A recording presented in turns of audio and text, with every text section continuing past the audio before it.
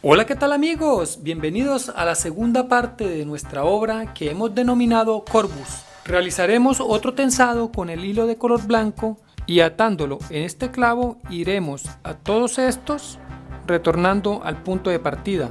De este lado, este y para los otros tres lados simétricos que conforman nuestra obra.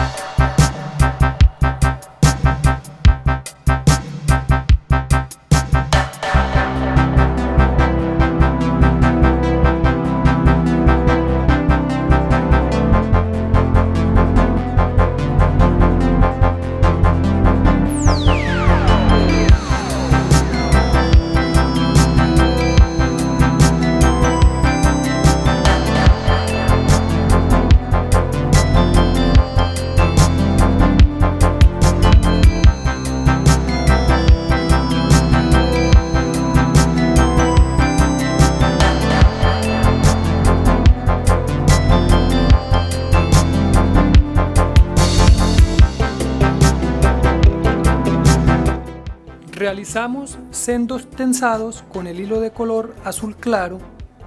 Atando el hilo acá, iremos por estos clavos mientras ascendemos